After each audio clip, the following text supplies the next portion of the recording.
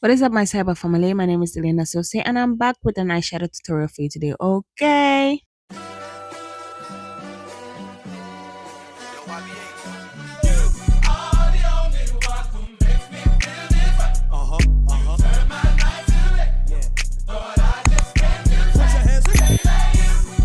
Okay, so I'm priming my eyes and I'm using Juvia's Place eyeshadow base in the shade 1. And then I'm using my bronzer shade and a fluffy brush to blend out the edges of that base. Next, I'm taking this dark brown shade and I'm going to use that to create a rounded shape. And the brush that I'm using to create that shape is the Morphe M507 brush.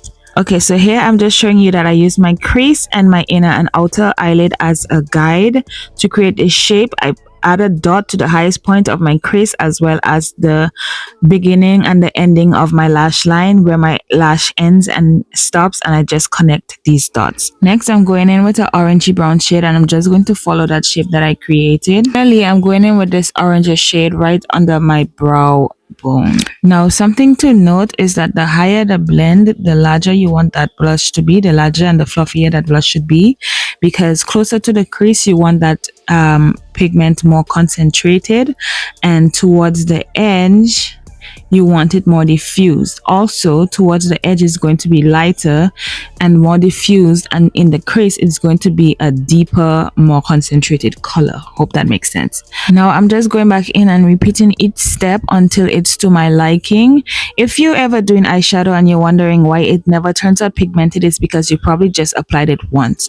You always apply the color and then you keep going back with each color until it is as blended and as concentrated as you would like it. Okay, so before I cut the crease, I'm just going to go in with a darker shade than I used in the beginning. I think I used the black or like a darker brown shade, and this is to ensure that there is some type of dimension when I cut the crease.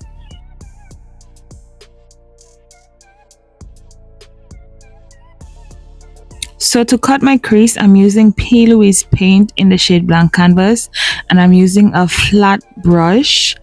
I am just going to use the shape of the brush to guide me. I am going to take that brush and I'm just going to stamp it along my crease, and that is how I'm going to create the shape that I'm going for.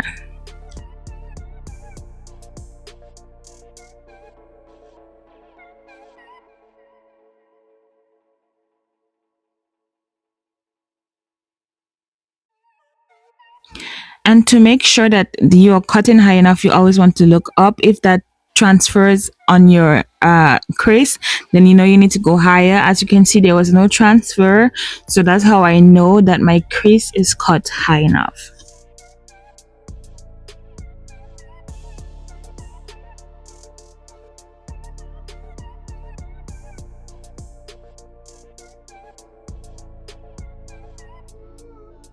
Next, you want to take a fluffy brush and you want to pat on that base just to make sure you get rid of the wetness, and also to make sure that that base is applied smoothly and it's blended out properly. Okay, so now for the fun part, I'm going to take the darkest shade that I used in the crease and I'm going to pat that at the edges of the base towards the outer edge of the crease. And then next, I'm going to take the reddish brown shade that I used as a transition and I'm going to put that right next to the dark shade that I just applied. And then I'm going to add a little bit of that lighter orange color to diffuse that reddish brown shade before I go in with my lightest shade. Next, I'm going to go in with the lightest shade, which is like an off-white shade. Something to note is that when you're applying matte shades on the lid, you want to use a brush that is on the fluffier side. I feel like it tends to diffuse and blend the colors out better. Next, I'm going to take the reddish brown color along my lash line as like a liner.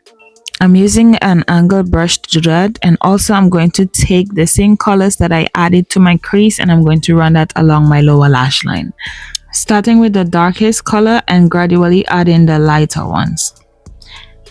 And of course, I went off camera and struggled to apply my lashes as usual.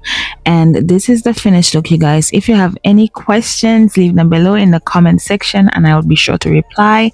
Thank you guys for watching. Okay, adios.